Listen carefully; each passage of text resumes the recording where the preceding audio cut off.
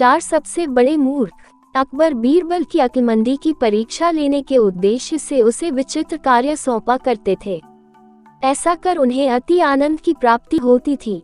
एक दिन दरबार में राजकीय कार्यवाही के मध्य अचानक अकबर बीरबल से बोले, बीरबल, इस राज्य के चार सबसे बड़े मूर्खों को हमारे सामने हाजिर करो।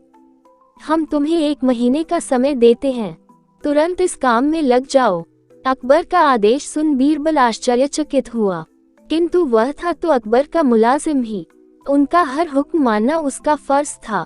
वह तुरंत 4 मूर्खों की तलाश में निकल पड़ा। 1 माह पूर्ण होने के उपरांत वह 2 व्यक्तियों के साथ अकबर के समक्ष उपस्थित हुआ। अकबर की दृष्टि जब 2 व्यक्तियों पर पड़ी तो वे बिफर गए। बीरबल, ये क्या तुम 2 ही मूर्खों को लेकर आए हो?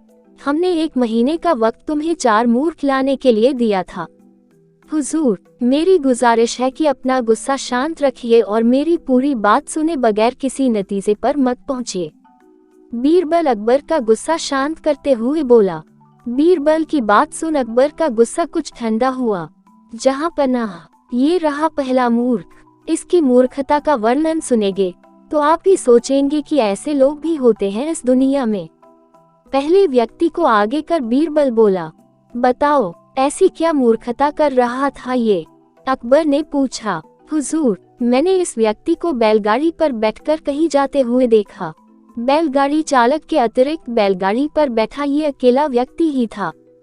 उस पर भी इसने अपनी गठरी सिर पर लाद रखी थी। चकित होकर जब मैंने कारण पूछा तो ये कहने लगा कि गठरी बैलगाड़ी पर रख दूंगा तो बैल के ऊपर बोझ बढ़ जाएगा, इसलिए मैंने गठरी अपने सिर पर रख ली है। अब इसे मूर्खता नहीं कहेंगे तो क्या कहेंगे? पहले व्यक्ति की मूर्खता का किस्सा सुनकर अकबर के चेहरे पर मुस्कुराहट तैर गई।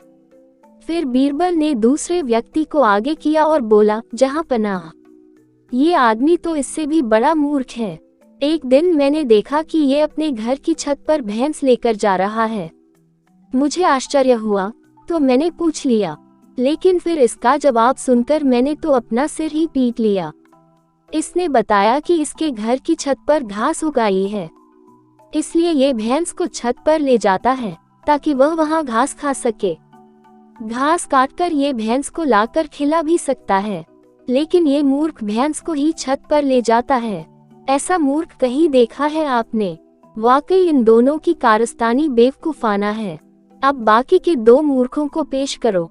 अकबर बोले, हुजूर, नजर उठाकर देखिए, तीसरा मूर्ख आपको सामने खड़ा दिखाई देगा। बीरबल बोला, कहाँ बीरबल, हमें तो यहाँ कोई तीसरा व्यक्ति दिखाई नहीं पड़ रहा। अकबर इधर उधर देखते हुए बोले, तीसरा मूर्ख मैं हूँ हुजूर। बीरबल सिर झुकाकर बोला, अब देखिए, मुझे पर कितने महत्वपूर्ण कार्यों की जिम्मेदारी है, लेकिन सब कुछ एक तरफ रखकर मैं 1 महीने से मूर्खों को खोज रहा हूँ। ये मूर्खता नहीं तो और क्या है? बीरबल की बात सुनकर अकबर सोच में पड़ गए।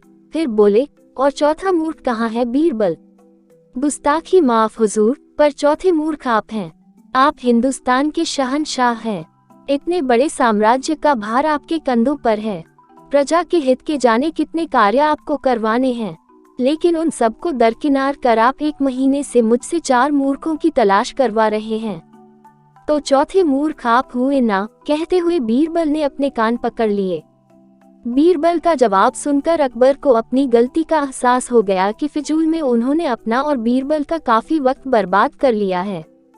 सीख, बेकार की बातों में वक्त बर्बाद कभी नहीं करना चाहिए। दोस्तों, आपको यह शिक्षाप्रद कहानी कैसी लगी? अच्छी लगी तो लाइक जरूर करें, कमेंट करें, शेयर करें और मेरे गुरुजी वॉइस चैनल को सब्सक्राइब करें। आपका बहुत बहुत धन्यवाद।